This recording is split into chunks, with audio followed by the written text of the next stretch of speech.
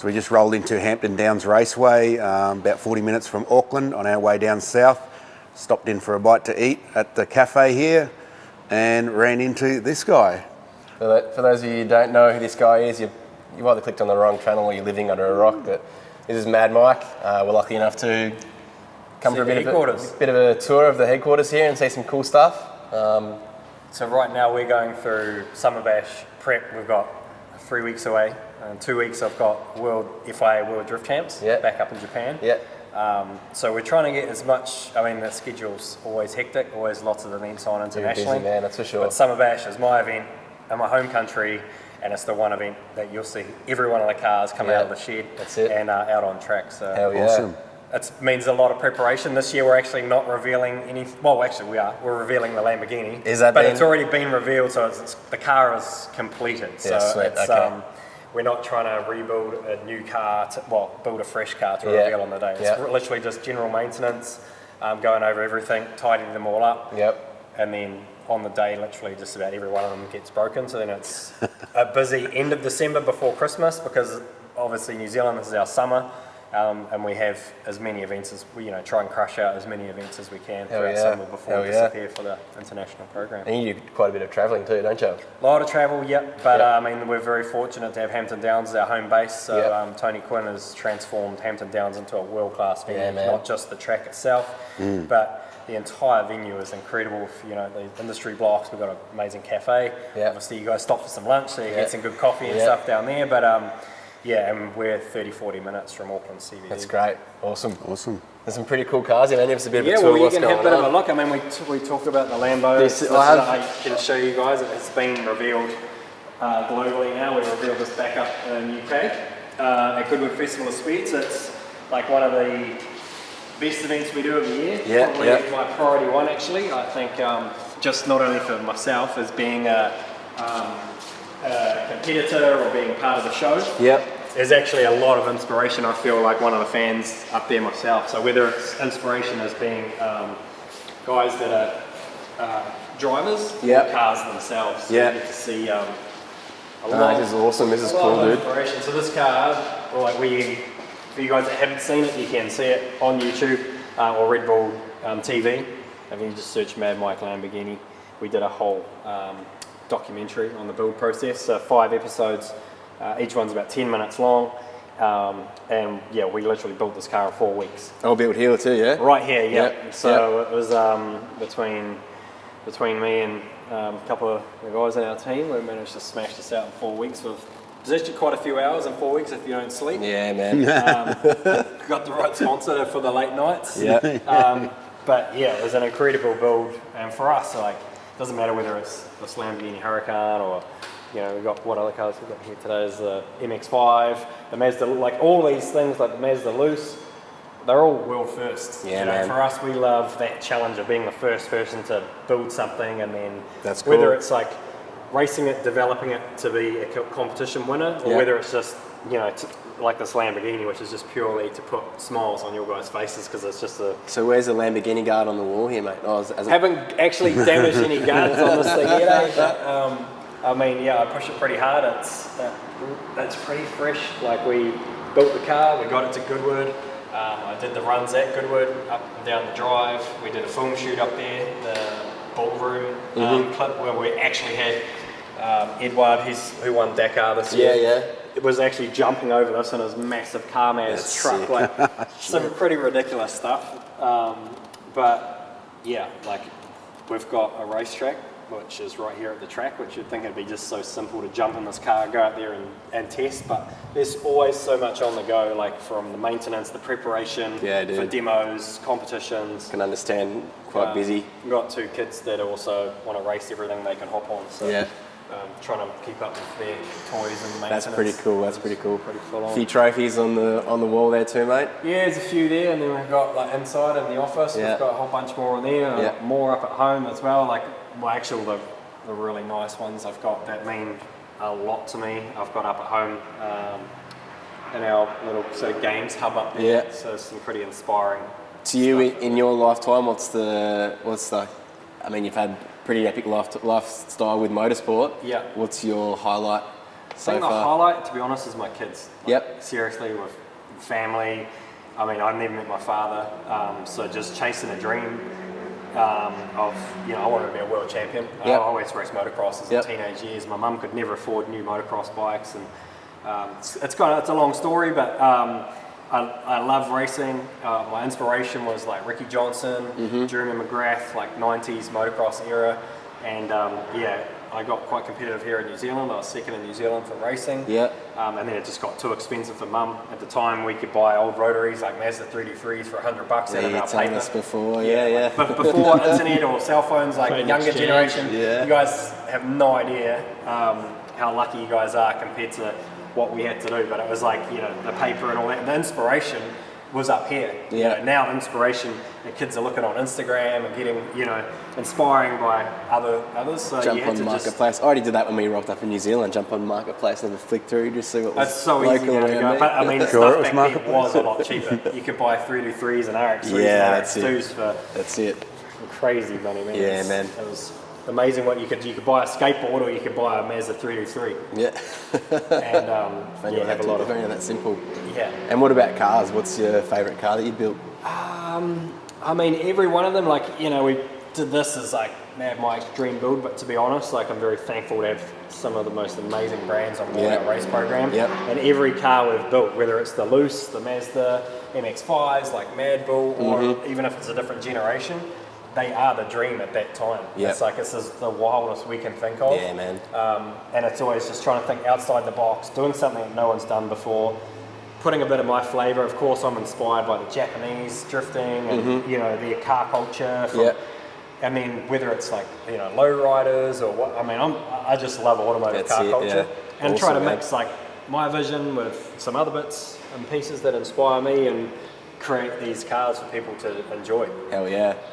Well, I would say it's thanks to awesome facility here, man. It's cool to see what you do. Thanks for having us around. Thanks, mate. I definitely want to go get another coffee and check out. When are we going to put a rotary We've in got this Mad Bull actually, but I will say, like, of all the cars, if I had to sell all of the cars and just keep one, I would keep the one that's sitting outside the cafe. That's Mad Bull. That's the workhorse. It's the OG. It's the OG. It's the one that really built everything that, it put the name Mad Mike, which I hated the name at the start, but it came from my freestyle motocross days. And now it's just built into this brand, and that car is what really set the name Mad Mike in stone in the drifting community. Yeah, man. In the industry. We went to the States, and those are the guards that it's worn from, the first one. It was, we actually managed to make top 16 in a USA versus Japan event, the D1GP World All-Stars up in California. We've had the 1NZ title, and then we've won the Asia Pacific World Drift Champs in that car.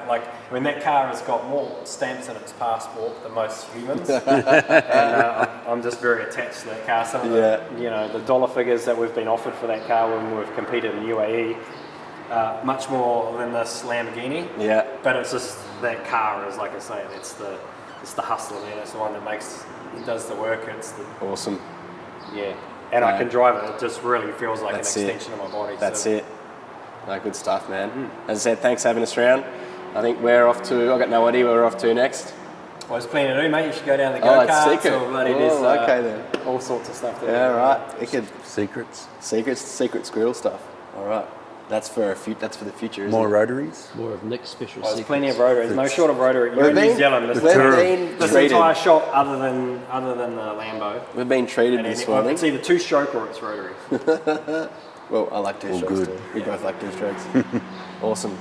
Sweet. Off to the next undisclosed location. Peace. Thanks for stopping by. Cheers, bro. Right. Thanks. Thank you. Thanks for having us, mate. Another quick stopover on the way south. We've stopped in at Rattla Motorsport, run by Chris Allen.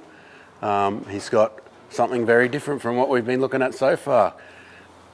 We've got Fords, a Mustang and a couple of Falcons, or 3 Falcons.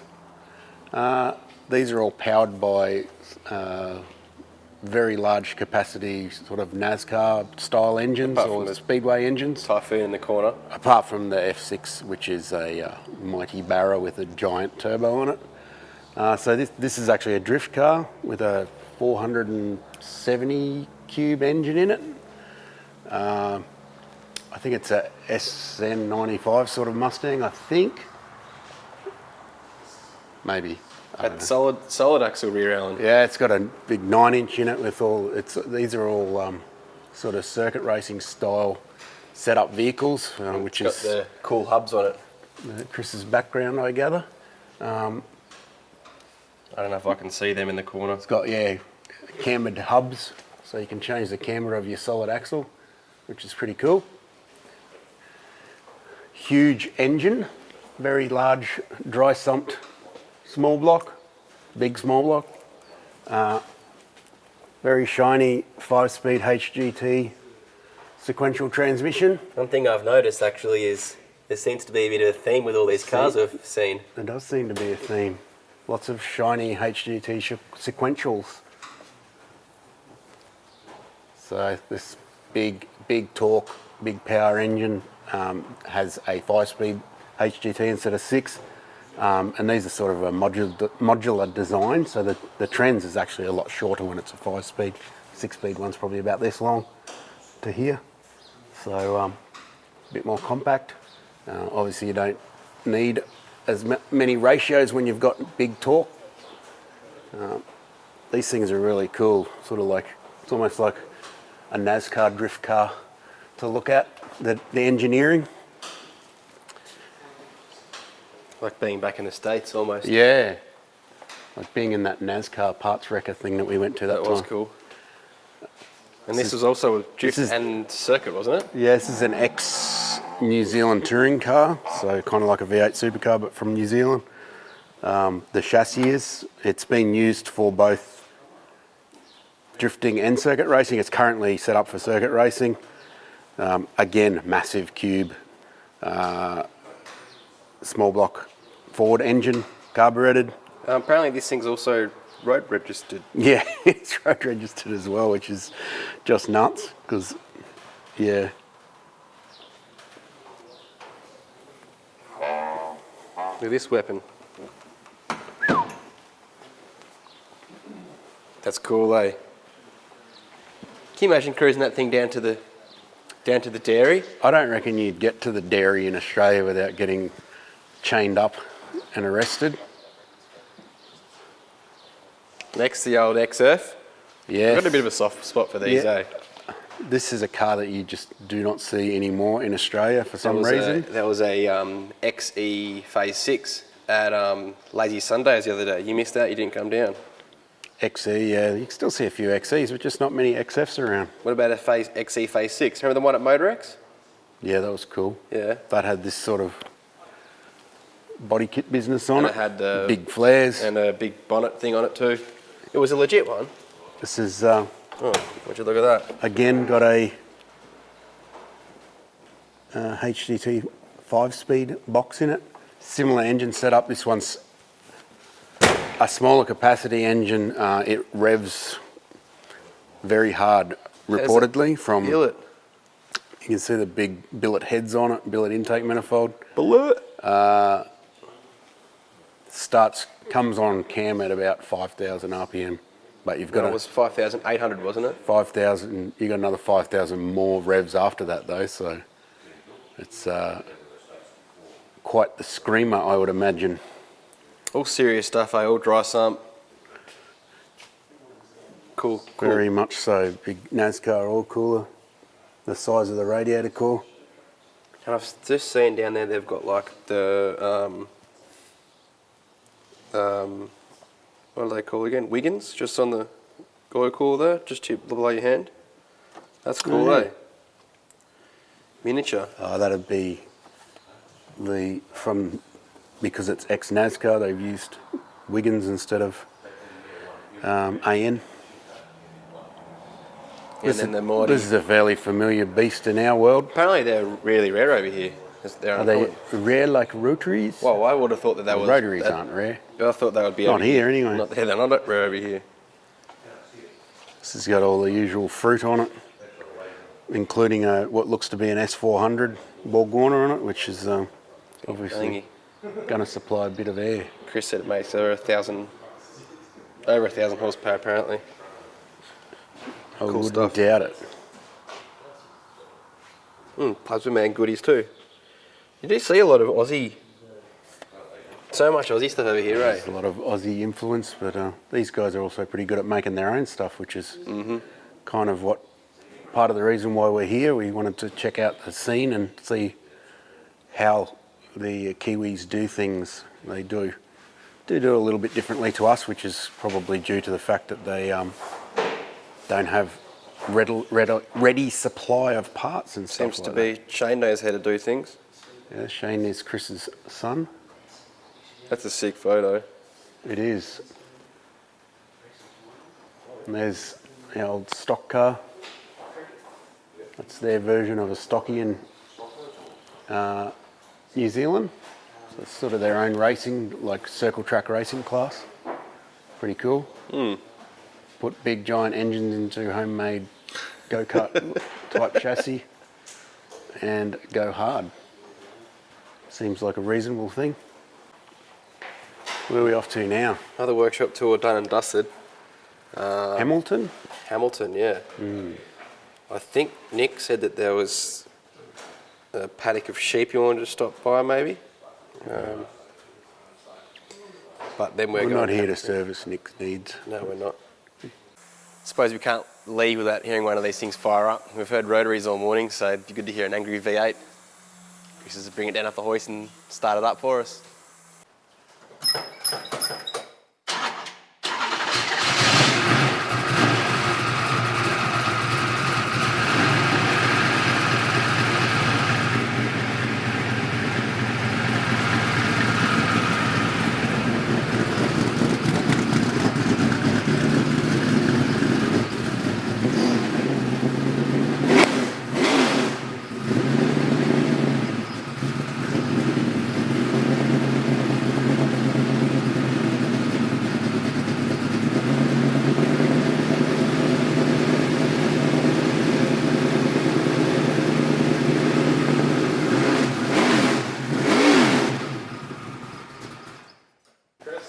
Noisy, huh?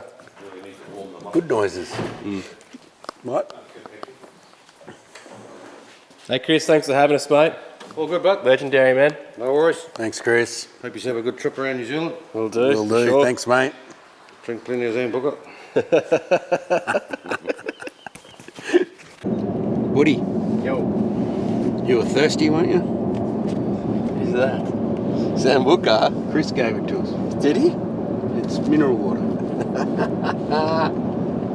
Do you like Zambuca? No, You don't like it? I don't like being dead. I don't like licorice. After. I hate licorice. I don't like licorice either. Do you like licorice, Is that Nick? what it tastes like? What's wrong with you? That's like mineral water, man. That's amazing. Go for it. You're driving. Well, yeah, not. You're not allowed to drink when you're driving in the car anyway, so maybe it's one for the pool room. Thanks, Chris. So last on the list for some workshop tours is to see Glen. We're down here at the lab, and Glen's probably most known for this Nissan March. This thing's pretty mental. There's some really cool engineering in this thing. It's got a VQ 35, that's right? 35DE. VQ 35D with a pair of GT 2860 RS turbos, Z33 disc front and rear, and a Nissan Navara D22 gearbox. Don't ask me how it changes it because it's rear facing and Magic. that's There's just some the mad magic sinus involved. shit going on here. It's this thing is really, really cool and all made here, yeah? Literally, yep, the whole car. Transfer box was made out of house, obviously. I Yep. don't have a milling machine to cut gears. Yep. Everything else right there and there on the hoist. There's some kind of skid factory stuff going on here. Everything made in a shed at home. That's It's awesome. my people. Yeah, it is cool, isn't it? Yeah. A little bit less space than you guys, I think. Oh, this is. I have seen this thing on the internet, and it's a kind of car that you don't click past because you go, "Wow, that is really cool," and probably mainly because no one's stupid enough to do it. I think, Glenn. You're right. Yeah, you're right. Nissan did a similar one. They contracted RML in the UK to put that motor in the back of one of these cars. And so when we were talking about concepts about making something I literally searched and that popped up. And I was okay. like, it Rightio. can be done. Yep. It definitely fits. So Yep. you can use that motor and that gearbox. But that was an east-west configuration and Ah. no hair dryers. Yeah. So Where's the fun in that? We went fully mental and put hair dryers on it. So how much power does this make? It is, at the moment, it is 400 kilowatts at all 4 hubs. Man. So I think it was And what is- 2,700 newton meters of torque. What does or it something. weigh? It's 1,200. Dude. Pretty much on the nose, 1,200. That is- 300 front left, 300 front right. That's, I think, 317, 301. Wow, man. So That is crazy. powder weight's enough to, yeah. Put So- it this way, Paul Radisich drives it and Yeah. he was scared of it. Yeah. That's It's very always a impressive. good thing. So not only is there this What about some VKs? beautiful piece And of I'm engineering, not talking about Commodores. Turn around, Alan. behind Al is Turn this around. awesome slammed D40, which is really, really cool. Fear my camera Here, skills. I'll camera for you, Alan. Pass it here. You can start talking. You can zoom in on my grace, just like you always do. D40, How cool do they look low? not a D40 engine. Let's just hang on before the engine. Let's just admire the lowness.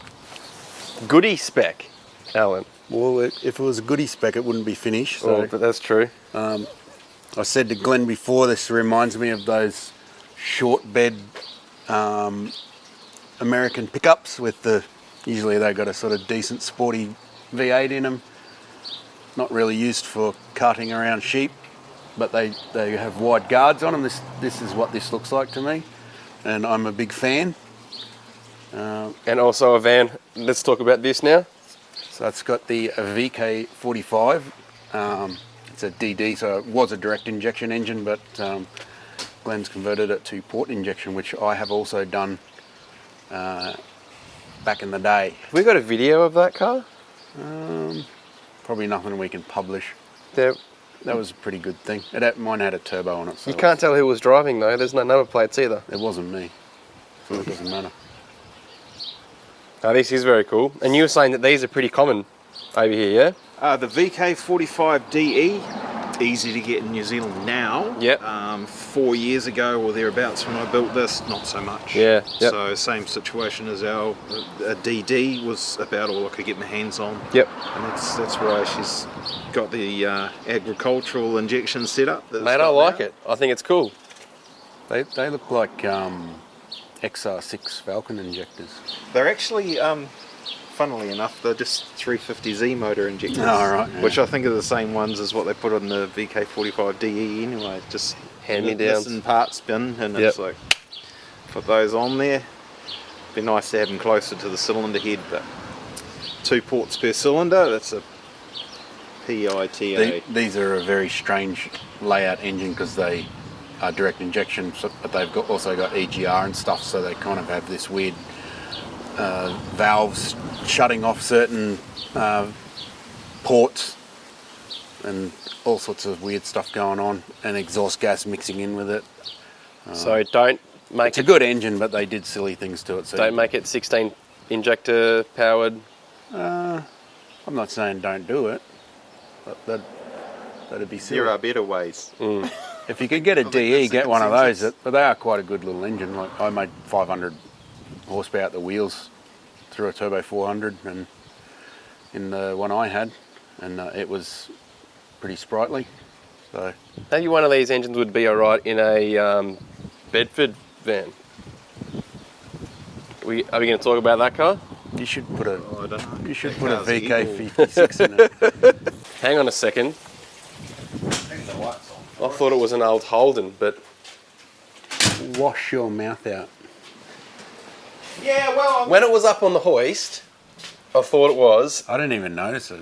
an old EH or I'm something. old, and I looked under it. But it is cool. Deluxe. Not just deluxe. It's almost the same colour as your crown, Alan. It's similar. It's a similar age, and What is happening with your crown, actually? right now, the same thing that's happened to it in the last 7 years.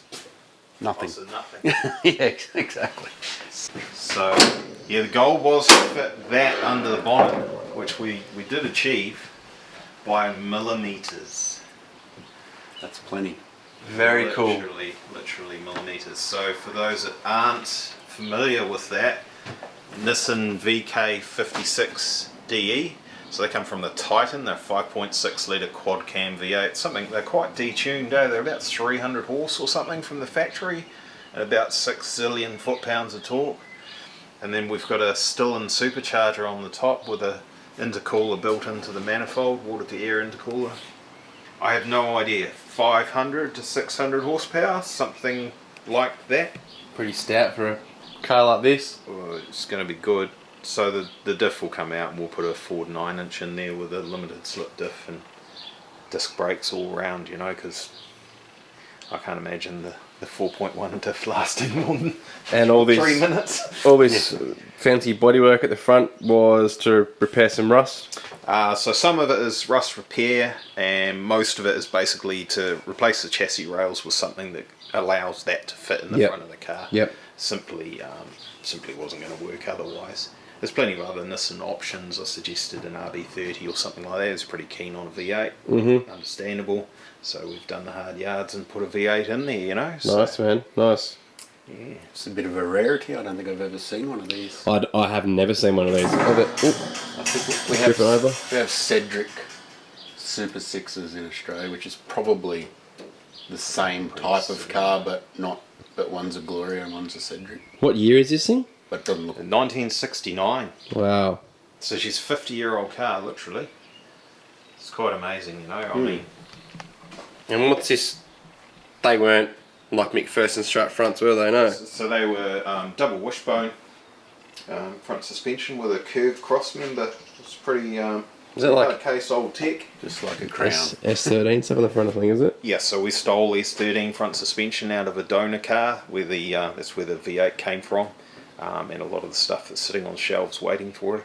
So yeah, we just figured that would be an easier fit to get the McPherson strut in there, do it that way rather than double wishbone, which takes up more width of the car. Big steering boxes and all that stuff. Yeah, for sure. So just in the process of trying to get our white line sway bar in there, which is it's looking promising, but there's some hurdles to overcome there. Well, Glenn, we've got a date with some lemon squash, I think, Alan. Thanks for having us along, mate. No worries. This at all. has Thanks been for a coming. treat. Thanks, mate. Been a good end to the day. Yeah. Thank you. Awesome. Thanks for showing us some crazy engineering. Yeah, no worries. And to give yourself a shout out, where do people find your work? So just search The Lab Limited on Facebook. Yep. Or on YouTube, we're simply just called The Lab. Yep. You'll know when you find it. You'll see madness everywhere. So. We can fire up that march if you want to hear that. I think that'd be a good ending, yeah. Let's do that.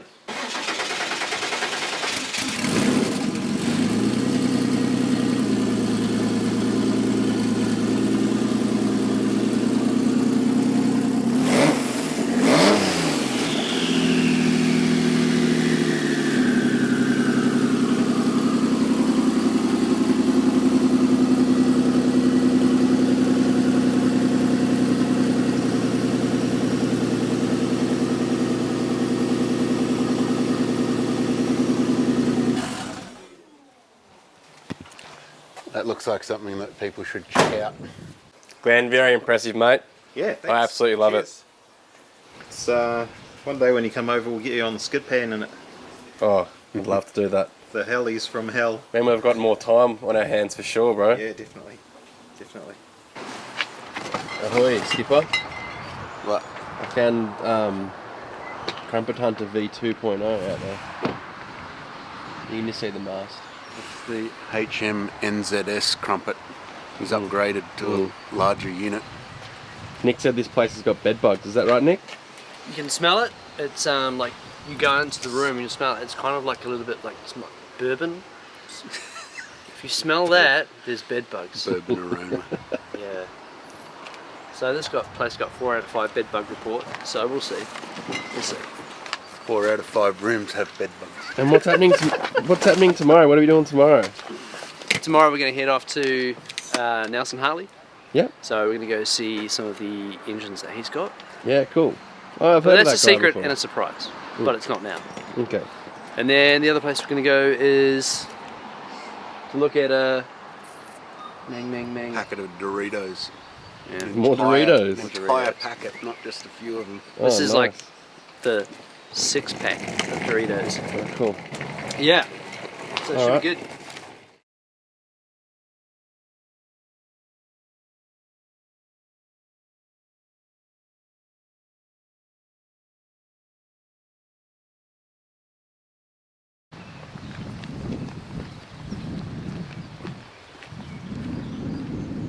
What are you doing, bro? They didn't like me.